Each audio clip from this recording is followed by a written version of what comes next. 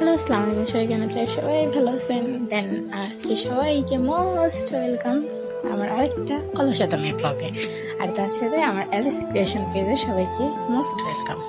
দেন আমার ভিডিওগুলো কার কেমন লাগে এটা অবশ্যই সবাই জানাবেন, আর যদি ভাই ভয়েস যদি খারাপ লাগে সেটাও তোমরা বলবা। আর কারণ হচ্ছে কি, আমার ফ্রেন্ডদের কাছে আমার ভয়েসগুলো নাকি খুব খারাপ লাগে, আর আমার ভিডিওগুলো নাকি অনেক ফালতু হয়। কথা হচ্ছে কি, সফলতা যদি তুমি সফল হও তোমাকে সবাই হেল্প করবে আর তোমার পাশে এসে দাঁড়াবে, আর যদি তুমি সফল হওয়া সিঁড়িতে উঠো সমালোচনা করে তোমাকে পা হেসড়ে নিচে নামাবে। এখন যাই হোক না কেন, আজকে হচ্ছে সকালবেলা নাস্তা করে যায়নি, তার জন্য স্কুল থেকে এসে অলসতামের কারণে রুমে বইসা মানে কুকার দিয়ে, মাটি কুকার যেটা, এটা দিয়ে আমি হচ্ছে এখন বসে বসে রান্না করতেছি। বিকজ অলসতাম, আর অলসতামি এতটাই আমার যে নুডলস রান্না করার জন্য নুডলস সিদ্ধও করিনি। দেন কীভাবে মানে নুডলস পানি সব কিছু একত্রে দিয়ে মানে যাতে টাইম বাঁচে, খিদাও প্রচুর লাগছে, আর অলসতামি ব্লগ তো এটা, তার জন্য একটু বেশি অলসতামি করলাম।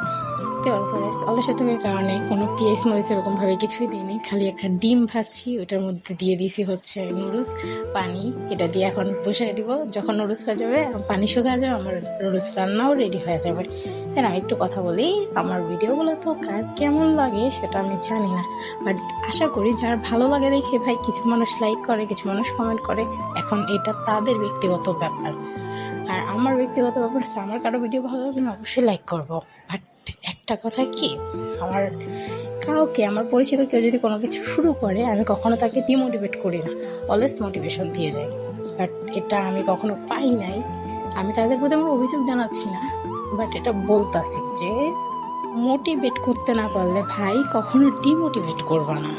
বিকজ তোমার ডিমোটিভেশন অনেক কিছু হতে পারে, অনেক ক্ষতি হতে পারে, অনেক মানুষের হতে পারে।